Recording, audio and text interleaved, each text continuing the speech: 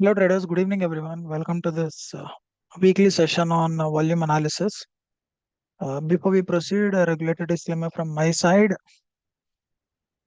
Please note that the entire session, the contents of the entire session and the information given is for your learning purposes only as it's happening post markets. I'm not a registered analyst and do not provide any advice, financial advice. Before you make any investment in the markets, please make sure that you consult with a registered financial advisor. So in today's session, we'll be having a look at the market analysis, what market did. I got a few questions. I'll be addressing that and I hope and I know that it will be beneficial for everyone. Once I finish addressing the questions, we'll do a quick market analysis for tomorrow Nifty and Bank Nifty. In the meanwhile, if you have any questions, then feel free to put it. Since this is a series of webinar that we've been doing since the last 3 weeks now, almost 3 weeks now. So the regular participants will already have a chain connection and solid understanding of what exactly are we are learning here during these sessions. New participants, please make sure to watch the older recording so that you can connect with this. So feel free to put any questions you have. In the meanwhile, let me address a few questions that I have from my side that I have already got. Zoom in screen a little bit. Yes, I am zooming in. I hope this is fine, Pankaj.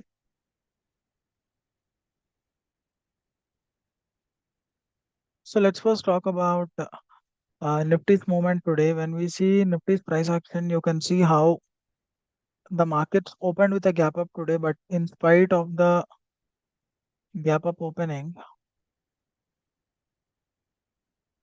you can see how in spite of this gap up opening, just a moment,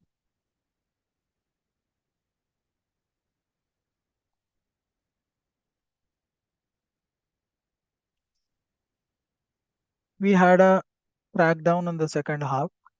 So I got a lot of questions on how I was actually uh, making a bias or making a structural bias of the market moving down today, seeing the fact that a day before we had a good upside move and then yesterday it was just trading in a range and today we had a good gap up opening. So in spite of the gap up opening here, I was still with a downsided bias because as I said before, for me first comes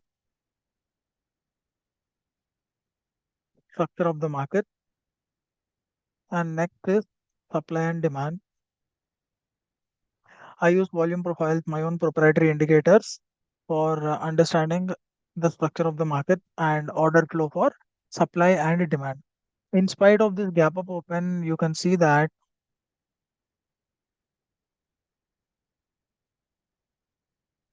when we look at the markets open, I was heavily short biased in Bank Nifty and Fin Nifty. When you look at the markets moving up, you don't get to see a lot of demand in this context.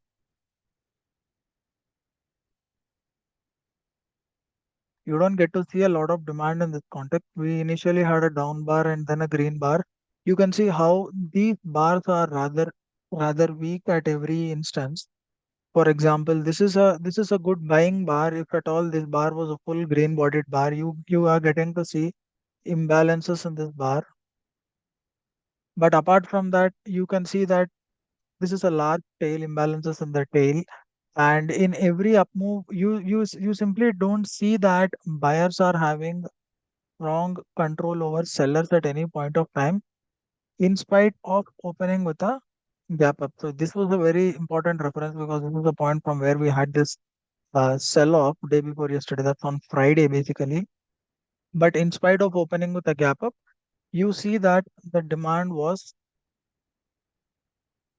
weak. At least in Nifty, the demand was a little better, I would say. Just a little better, not enough to substantially take long-sided trades heavily into these markets. But if you look at Bank Nifty, then Bank Nifty looks rather more pathetic compared to Nifty.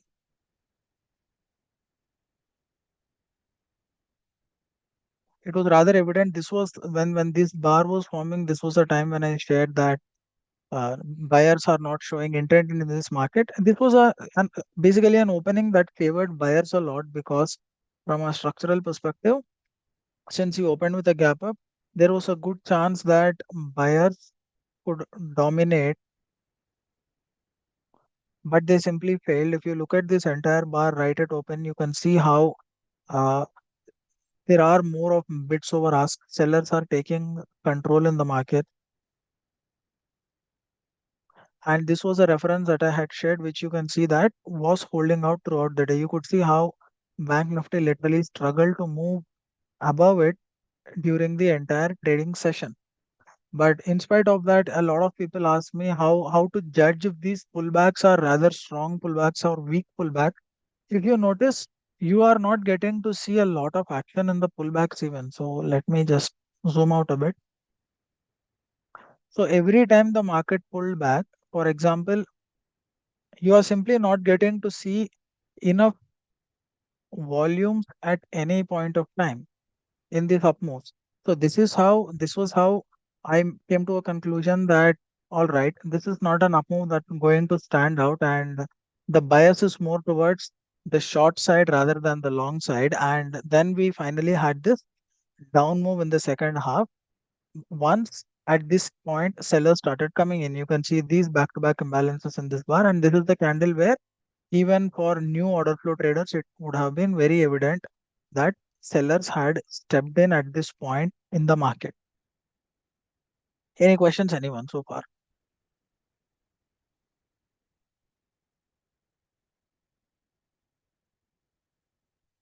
And one more query I had is that a limit buyer came here, someone this passive buyer is present here, and then the market started falling even after that. Passive activity should always be followed through by aggressive activity. There is no magic footprint number or no magic delta number that you can rely on and say that all right, I got a large player here, large trade happened here, so now I'm going to go long. This is how a lot of order flow traders get basically take a wrong footing and get trapped in their own analysis paradox here. Every passive activity should be followed through by aggressive activity for the move to hold. And if you don't notice that, if you see that the aggressive activity is rather weak, sure, a passive buyer came here, and then a passive buyer had even struck in this candle at the bottom, came in here. But then after that, I don't see simply any effort from the buyers. So, or 150 bits, 150 hours, 114 bits, 315, 308. I'm just noticing buyers coming here and there, but it's not rather strong. And this is not the kind of insight that you will get if you look at just the numbers in the order flow, the passive order, or if you look at delta and cumulative delta. You need to understand what's happening inside a candle, what's happening from a supply demand perspective at every price point here. And you can only then get clarity using order flow, what exactly is happening in the markets at a particular point of time. And then it was rather obvious that this buyer would not be able to hold, as I was sharing in my live commentary through the day, and we had this down move. So these were a couple of questions that I got, why there was no buying after this passive activity trader came in. And then apart from that, the how to identify down move in spite of a gap up opening. Anyone else? Any other question?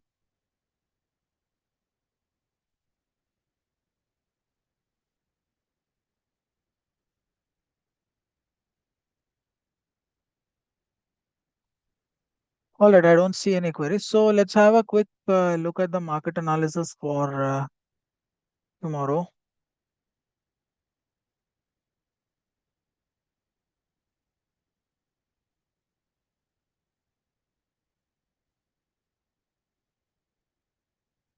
I'm going with my weekly profile, a 15 minutes time frame.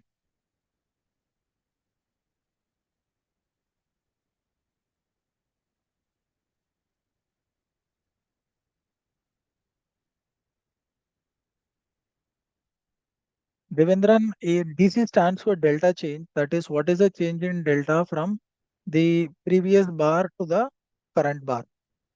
So if you look at the broader market context here, the broader markets is still, is when you look at Bank Nifty, is in a good, healthy range, trading within the range.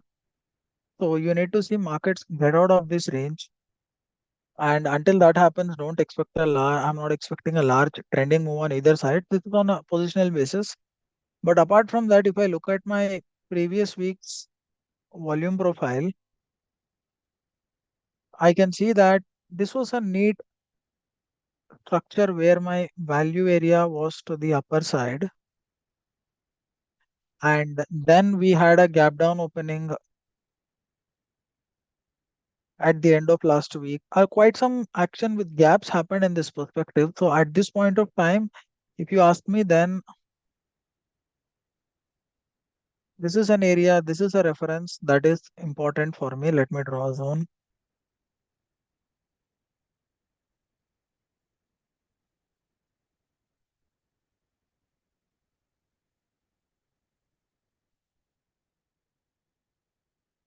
So my previous week value area low is a very important reference because we did close on a good note in the previous week. But apart from that, especially Nifty was showing a lot of strength. We'll look at that as well.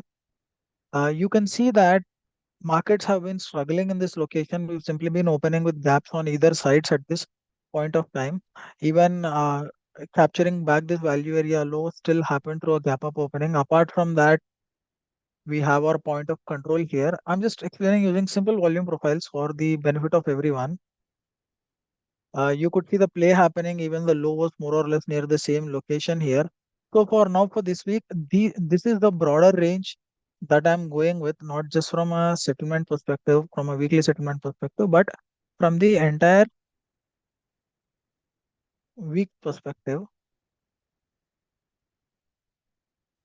So at this point of time, say tomorrow we open with a gap down at any instance, and or we start moving lower. This is not a location I would be looking to actually short the market. Today was a different structure. Tomorrow will be a different structure. So from a location perspective, this was a good location to short the markets for a play a mean reversion within the broader range. But this is not a good location to attempt a fresh short. So this is where I'll be looking to attempt longs by taking confirmation from order flow. If at all I see that initiative buyers are stepping in here, some fresh buying is coming in here tomorrow, this is going to be a good place for me to go long from a weekly settlement perspective. Or if you open with a gap up again, then things can get very tricky at this point. So if at all we open with a gap up, that is when I'll be looking at today's volume profile to identify important references and see if the market is actually going to get out of this zone, because this zone is rather important both from a price and volume perspective, because this is where the markets are trading within a range for a better part of the day, and then you could see strong sellers stepping in. So only when we take out this zone, then I would have some confidence that longs can show a little bit more strength at at this point. But again, to the upside, you have previous this high nearby 44,700 and 44,751. So all in all, these both references are important within this. Play the range, trade at the extremes. Opening will decide the context for you. Say the context for in a range bound market, I don't usually like to play on both the sides. But for me, the structure of the market is important. For example, today at open, the structure favored buyer, but sellers were stepping in. So structure was changing uh, from a seller's perspective. So structure was changing to favor sellers. So when the context is favoring sellers and at the same time the overall trend is sideways, I don't look to buy into the markets at support. I will always wait for a resistance and then short the market, because as long as the structure is pointing towards downside, there is a good possibility the market trend can change from sideways to full weak or full short rather than change to strong at any point of time. Any questions?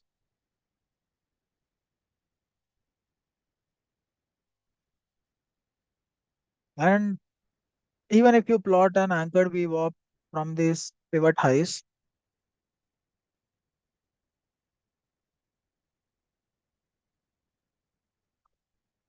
you can see that even the AVWAP resistance is around the same place from where the market struggled to go up last week. So even this is a reference that has to be taken out for further trend-sided movement at this point.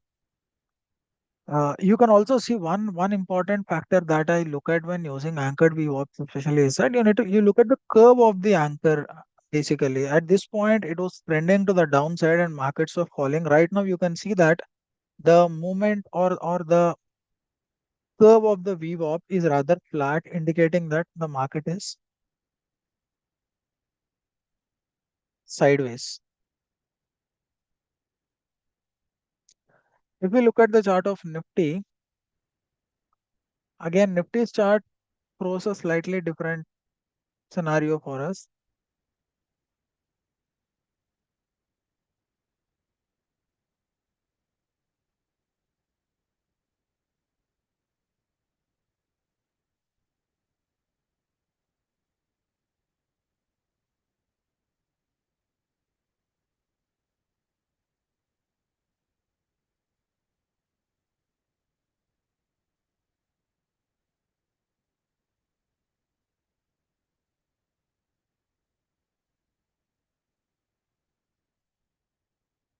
I'm not speaking anything, Pankaj. I'm just waiting for the profiles to load.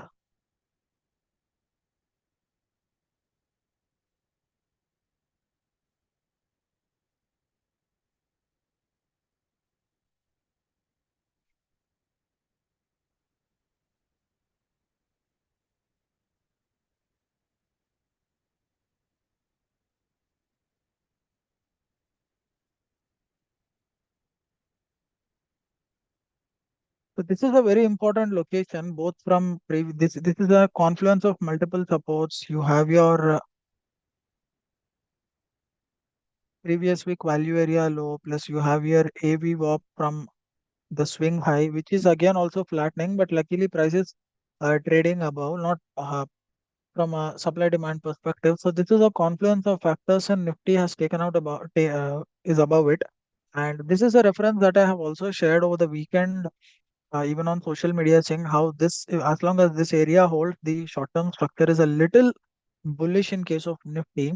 Again, on an overnight basis, it's bullish as it's evident from the gap up opening today, but intraday dynamics and how market opens on an overnight basis, both of them can be very different. So you can't simply assume that because the market opened with a gap up, it has to move up, or it opened with a gap down, it has to come down. From a short-term perspective, as long as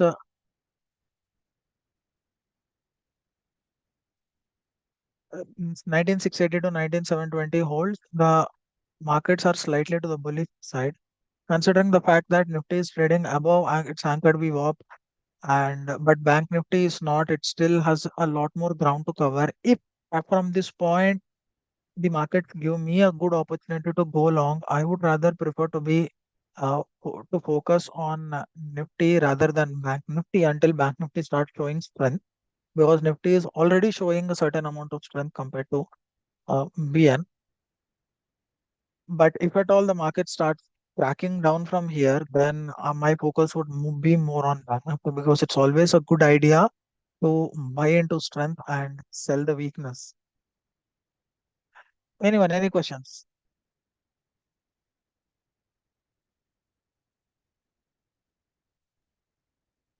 Sir, how to identify buy zone and sell zone? Ravi, that's too much of a generic question that I can't answer. It's too broad. The question is too broad, not focused on any single point.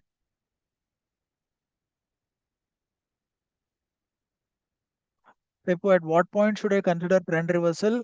Are you asking me from an intraday perspective or from a positional perspective about trend reversal? From an intraday perspective. See, from an intraday perspective, firstly, you need to identify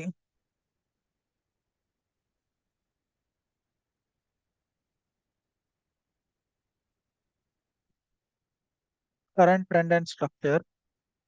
Once you identify the current trend and structure, then look at the open. Within the current trend and structure, there will be a certain point from where the market started moving up. For example, if you look at profiling, basic concept of profiling, this is a good profile with the value area to the upper end, and the market also closed at the upper end of it.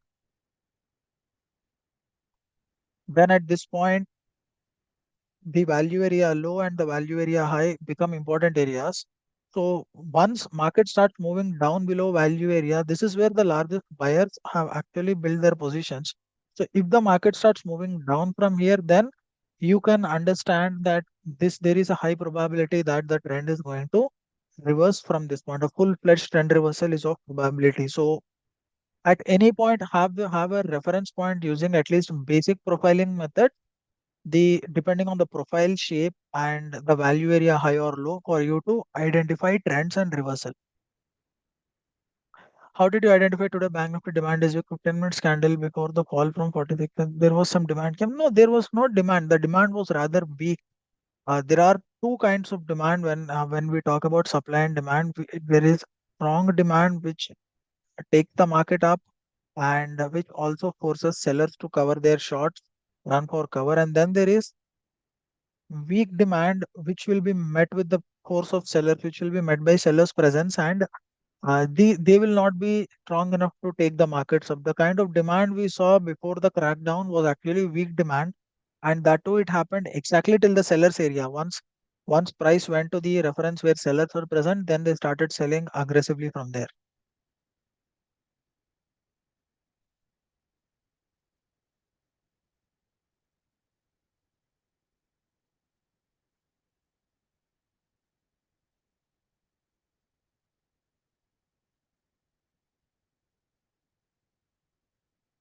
By delta value, is it possible? No, that's not possible through delta. We have half month chart with volume. Based on this, can you tell me where Nifty and Bank Nifty can expire?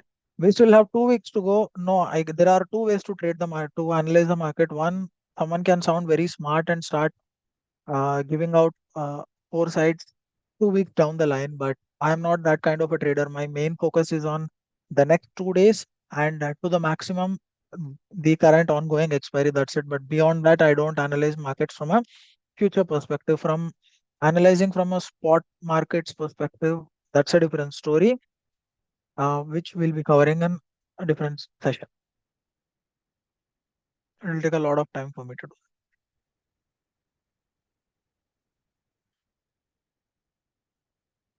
Anyone else? Any other question?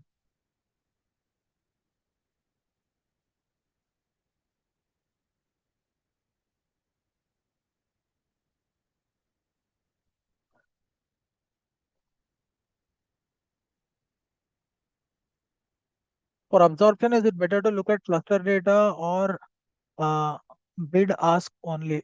I'm not sure I understood your question properly, Anuj. What do you mean by cluster data here?